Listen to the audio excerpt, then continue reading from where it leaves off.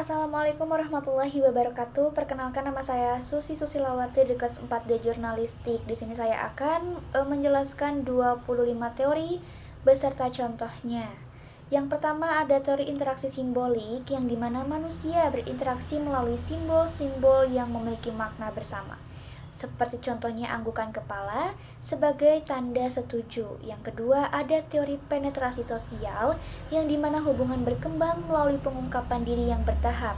Seperti contohnya pasangan yang baru berkenalan akan berbagi informasi pribadi secara perlahan dengan seiringnya waktu.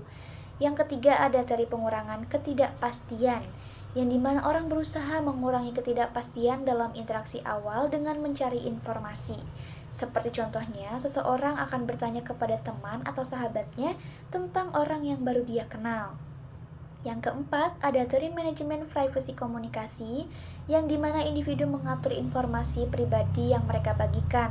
Seperti contohnya, seseorang memilih untuk tidak membagikan detail kehidupan pribadi mereka di media sosial. Yang kelima, ada teori disosiasi kognitif, yang dimana ketidaknyamanan yang timbul ketika ada ketidaksesuaian antara keyakinan dan tindakan. Seperti contohnya, perokok yang tahu merokok itu buruk tetapi tetap merokok.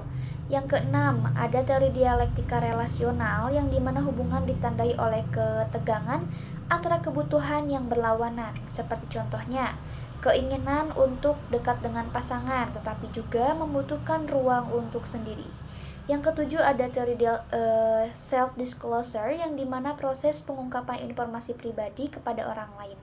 Seperti contohnya menceritakan rahasia kepada teman dekat atau sahabat dekat. Yang kedelapan ada teori groupthink, yang dimana kecenderungan kelompok untuk membuat keputusan yang tidak rasional karena tekanan untuk mencapai konsensus. Seperti contohnya, tim yang takut untuk menentang ide pemimpin meskipun ide tersebut beresiko. Yang kesembilan ada teori informasi strukturisasi, yang dimana anggota organisasi menggunakan aturan dan sumber daya untuk menciptakan struktur sosial. Seperti contohnya, karyawan yang baru belajar bagaimana berperilaku di tempat kerja melalui observasi dan interaksi. Yang ke-10 ada teori budaya organisasi. Nah, teori ini tuh memiliki nilai, keyakinan, dan praktik bersama yang membentuk perilaku organisasi tersebut. Seperti contohnya di dalam budaya perusahaan yang menekankan kerja tim dan inovasi. Selanjutnya ke-11 ada teori informasi organisasi, yang dimana organisasi memproses dan menggunakan informasi untuk membuat keputusan. Seperti contohnya, manajer menggunakan data penjualan untuk menentukan produk mana yang akan dipromosikan. Yang ke-12 ada teori jaringan, yang dimana teori ini memiliki pola hubungan antara individu atau kelompok. Seperti contohnya jaringan pertemanan di media sosial. Yang ke-13 ada teori kultivasi, yang dimana paparan media jangka panjang dapat membentuk persepsi tentang dunia. Seperti contohnya, seseorang yang sering menonton acara kriminal di TV mungkin merasa dunianya lebih berbahaya daripada dunia yang sebenarnya. Yang ke-14 ada teori use and gratification, di mana orang menggunakan media untuk memenuhi kebutuhan tertentu. Seperti contohnya, seseorang menonton film komedi untuk hiburan. Yang ke-15 ada teori ekologi media, yang dimana media adalah bagian dari lingkungan yang lebih luas dan saling mempengaruhi. Seperti contohnya, munculnya media sosial mengubah cara orang berinteraksi. Selanjutnya yang ke-16 ada teori spiral of silence, yang dimana orang enggan mengungkapkan pendapat yang tidak populer karena takut diisolasi. Seperti contohnya, seseorang tidak berbicara tentang pandangan politik dalam kelompok yang memiliki pandangan yang berbeda. Selanjutnya ada teori agenda setting, yang dimana media mempengaruhi isu apa yang dianggap penting oleh publik. Seperti contoh, berita utama tentang kejahatan dapat membuat orang merasa kejahatan lebih sering terjadi. Selanjutnya yang ke-18 ada teori social learning, yang dimana orang belajar melalui observasi dan meniru perilaku orang lain. Seperti contohnya, anak-anak belajar berbicara dengan meniru orang tuanya.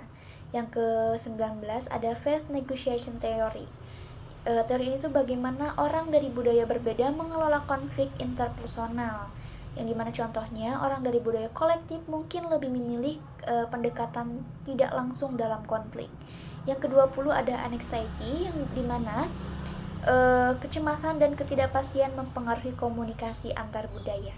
Seperti contohnya, orang mungkin akan merasa cemas saat berkomunikasi dengan orang dari budaya yang berbeda. Yang ke-21 ada conversation constraint theory. Bagaimana individu memilih topik dan gaya komunikasi berdasarkan konteks sosial, seperti contohnya berbicara lebih formal dalam situasi profesional. Yang ke-22 ada expectancy violation theory, yang dimana orang bereaksi ketika harapan mereka tentang komunikasi dilanggar. Seperti contohnya, seseorang merasa terkejut ketika seorang teman atau sahabatnya bersikap kasar secara tidak terduga. Yang ke-23 ada communication accommodation teori, yang dimana orang menyesuaikan gaya komunikasi mereka dengan orang lain. Seperti contohnya berbicara lebih lambat dan jelas kepada orang yang tidak fasih berbahasa. Lalu yang ke-24 ada high contact and low contact theory, yang dimana budaya berbeda menyampaikan makna dalam komunikasi. Seperti contohnya, budaya high contact mengandalkan isyarat nonverbal dan konteks, sementara budaya low contact lebih eksplisit. Yang ke-25 dan yang terakhir ada teori deduktif dan induktif. Yang pertama, teori deduktif itu berpikir dari umum ke khusus, seperti contohnya manusia akan mati, saya manusia maka saya akan mati gitu. Lalu teori induktif yang dimana berpikir dari khusus ke umum, seperti contohnya setiap apel yang saya makan manis, maka semua apel manis. Mungkin itu saja penjelasan dan contoh dari 25 teori dari saya. Wassalamualaikum warahmatullahi wabarakatuh.